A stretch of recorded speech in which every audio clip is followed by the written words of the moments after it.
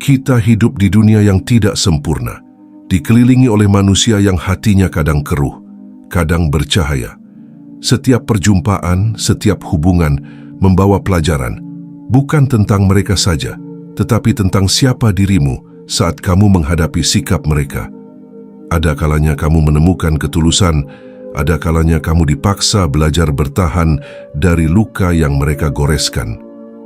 Pelajaran tentang perilaku manusia ini bukan untuk membuatmu pahit, tapi agar kamu lebih tajam, lebih bijaksana, dan lebih kuat. Karena hidup bukan soal menghindari orang-orang beracun, melainkan mengerti kapan harus melangkah pergi tanpa kehilangan kedamaianmu. Ini 8 jenis manusia yang akan kamu temui di sepanjang perjalanan hidupmu. 1. Manipulasi. Membalikkan kesalahan dengan licik. Salah satu jenis manipulasi yang licik yang mungkin pernah kamu alami tanpa kamu sadari adalah ini. Membuat kesalahan mereka menjadi kesalahanmu. Mereka akan berbuat seenaknya, mungkin berbicara kasar, bersikap tidak hormat, bahkan menghina harga dirimu. Lalu saat kamu bereaksi wajar atas perlakuan itu, entah marah, kecewa, atau menjauh, mereka akan berbalik menyalahkanmu. Kenapa begitu saja marah? Kamu terlalu sensitif, kata mereka, seolah-olah luka yang mereka goreskan di hatimu itu tidak nyata. Mereka membuatmu merasa bersalah, padahal merekalah yang pertama kali melanggar batasanmu. Manipulasi ini licin, ia membelokkan fokusmu dari sebab utama ke akibat kecil, agar kamu lupa betapa tidak hormatnya sikap mereka. Saat kamu berada dalam lingkaran manipulasi, kamu akan mulai mempertanyakan kewarasanmu sendiri. Kamu bertanya-tanya, apa aku terlalu sensitif? Apa aku yang salah paham?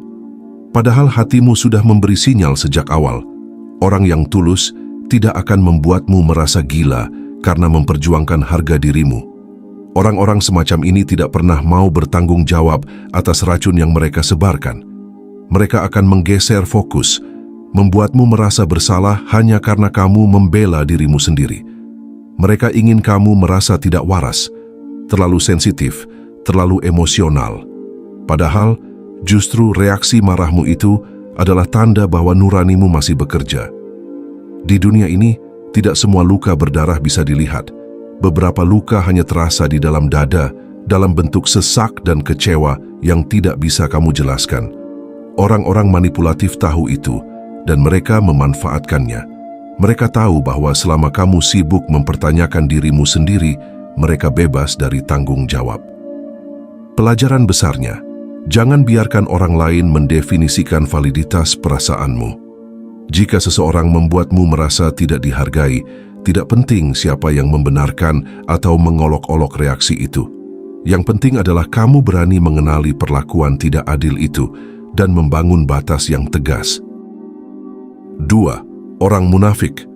Ada manusia yang tersenyum di hadapanmu, mengucapkan kata-kata manis, memuji, memeluk seolah-olah dunia memang seramah itu. Tapi di belakangmu, mereka mengiris-iris namamu seperti daging di atas papan potong. Mereka hidup dengan dua wajah, berbicara sesuai arah angin tanpa rasa malu sedikit pun. Kamu tidak akan langsung tahu karena topeng mereka dipasang dengan rapi. Mereka akan membangun kepercayaanmu, mencuri rasa amanmu, lalu ketika waktunya tepat, mereka menghancurkannya dengan cerita bohong dan pengkhianatan yang dirajut pelan-pelan. Mereka tidak peduli pada kebenaran, yang mereka pedulikan hanyalah menjaga citra mereka sendiri di mata orang lain. Kamu harus waspada, bukan berburuk sangka. Munafik tidak selalu berteriak keras. Kadang mereka hanya mengangguk terlalu cepat, memuji terlalu berlebihan, atau mengaku terlalu sering mendukungmu tanpa bukti nyata. Padahal yang tulus tidak butuh banyak deklarasi, dan yang palsu selalu butuh pertunjukan. Menghadapi orang munafik butuh ketajaman batin. Kamu harus jeli membaca tanda-tanda kecil, ketidakkonsistenan antara ucapan dengan perbuatan, janji-janji manis yang tak pernah ditepati, kata-kata yang berbunga tapi kosong makna. Tapi tidak perlu membalas, tidak perlu berteriak, cukup kenali dan jauhkan diri. 3. Iri. Kebencian tanpa sebab. Kamu mungkin pernah bertanya-tanya, kenapa seseorang bisa membencimu padahal kamu tidak pernah berbuat salah kepadanya? Jawabannya sederhana, iri. Iri itu seperti api yang membakar pelan-pelan di dalam dada tanpa suara, tapi menghanguskan. Orang yang iri melihat kebaikanmu sebagai ancaman. Mereka melihat rezekimu sebagai ketidakadilan. Mereka ingin apa yang kamu punya, tapi malas membayar harga yang sama. Lalu, alih-alih memperbaiki diri, mereka memilih merendahkanmu, mencibirmu, membuat cerita untuk mencorengmu. Tak ada akal sehat yang bisa melawan hati yang sudah dipenuhi iri. Apapun yang kamu lakukan, sebaik apapun, akan tetap salah di mata mereka. Mereka tidak ingin melihatmu sukses, bukan karena kamu salah, tapi karena mereka merasa kecil di depan keberhasilanmu. Orang yang iri tidak pernah melihat perjalananmu, mereka hanya melihat hasilmu. Mereka tidak peduli berapa malam kamu begadang, berapa air mata yang kamu telan, berapa banyak keringat yang kamu keluarkan. Yang mereka lihat hanya bahwa kamu punya sesuatu yang mereka inginkan, tapi malas perjuangkan. Kamu tidak perlu membuktikan apapun kepada mereka. Fokuslah memperbaiki dirimu sendiri. Biarkan mereka tenggelam dalam bara api yang mereka pelihara, sementara kamu tetaplah berjalan dengan ringan, dengan selalu menjaga nuranimu tetap bersih. 4. Eksploitasi, menjadikanmu alat untuk memenuhi kebutuhan. Ada orang yang mendekat kepadamu bukan karena kasih, tapi karena motif. Mereka menghitung-hitung apa manfaat yang bisa mereka ambil darimu. Selama kamu berguna, mereka ada. Tapi begitu kamu tidak lagi menguntungkan, mereka lenyap tanpa jejak, seolah-olah kamu tak pernah berarti apa-apa. Eksploitasi sering datang dengan bungkusan manis, pujian, perhatian, bahkan janji-janji kosong. Orang seperti ini tahu persis kelembutanmu. Mereka tahu kamu sulit menolak, mereka tahu hatimu terlalu baik untuk bersikap dingin. Mereka tahu kata-kata apa yang harus diucapkan untuk membuka pintu hatimu. Mereka tidak ingin berteman dengan tulus. Mereka hanya ingin memeras uangmu, tenagamu, pikiranmu, waktumu, hingga kamu habis. Mereka menggunakanmu sepuas mungkin, sampai kamu kering. Belajar membedakan antara membantu dan dimanfaatkan itu penting. Membantu itu memberi tanpa dipaksa, merasa ringan setelah melakukannya. Dimanfaatkan itu merasa terkuras, merasa bersalah kalau menolak, merasa wajib memberi padahal kamu tidak berhutang. Kamu perlu belajar mengenali pola ini. Lihat siapa yang hanya datang saat butuh, siapa yang menghilang saat kamu dalam kesulitan. Jangan takut menolak. Kamu bukan mesin yang harus terus-menerus melayani permintaan tanpa batas. Kamu manusia, bukan alat. Kebaikan itu memang diajarkan, tapi membiarkan diri dieksploitasi adalah bentuk ketidakadilan terhadap dirimu sendiri. 5. Penggosip dan tukang menghakimi. Ada manusia yang seolah-olah hidupnya hanya berputar mengomentari hidup orang lain. Mereka duduk berjam-jam, mengupas aib, mengada-adakan cerita, membumbui kisah orang lain seolah-olah hidup mereka sendiri tanpa celah.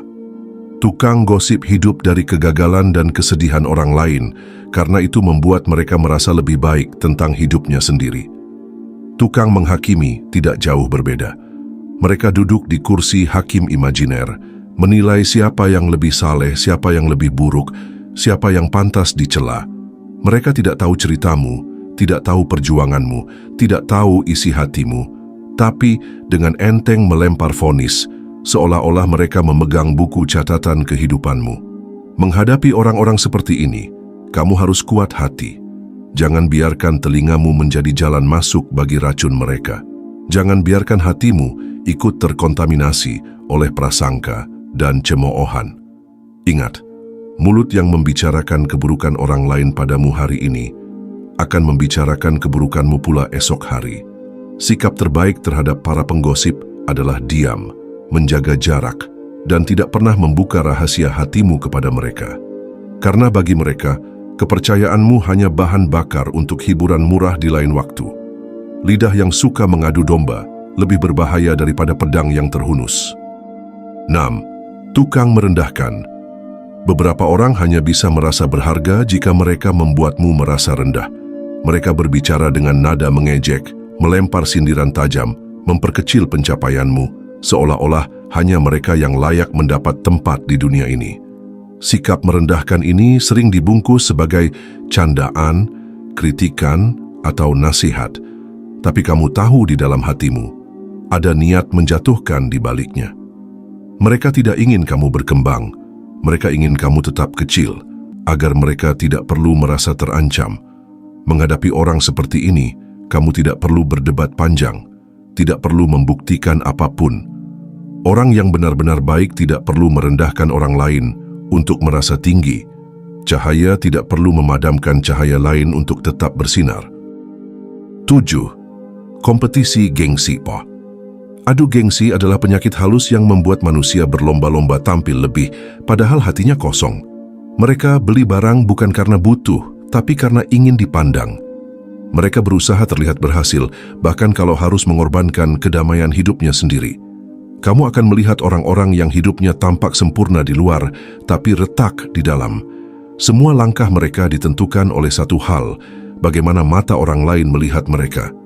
Bukan lagi tentang kebahagiaan sejati, tapi tentang mempertahankan ilusi bahwa mereka lebih dari orang lain. Adu gengsi adalah jalan cepat menuju kehampaan. Karena tidak peduli seberapa banyak yang kamu miliki, akan selalu ada orang yang lebih kaya, lebih cantik, lebih pintar, lebih segalanya. Jika kamu mengikat harga dirimu pada standar pandangan orang lain, kamu akan menjadi budak yang tidak pernah bebas. Kamu harus sadar, nilai dirimu tidak pernah bisa ditentukan oleh berapa banyak yang bisa kamu pamerkan. Nilai dirimu terletak pada siapa kamu saat tidak ada yang menonton. Kehormatan sejati lahir dari kejujuran kepada diri sendiri, bukan dari mengejar pujian yang cepat hilang begitu perhatian mereka berpindah. 8. Pengkhianat. Rasa sakit paling tajam bukan datang dari musuh. Ia datang dari tangan yang dulu kamu genggam erat, dari mulut yang dulu kamu percaya sepenuh hati.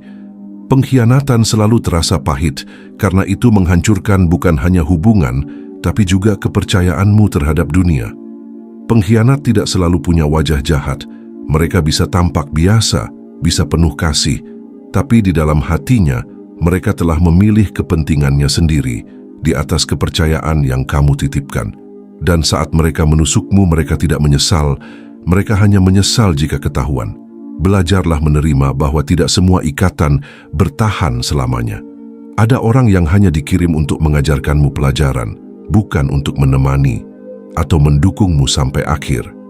Ketika kamu dikhianati, jangan sibuk memperbaiki sesuatu yang sudah retak parah.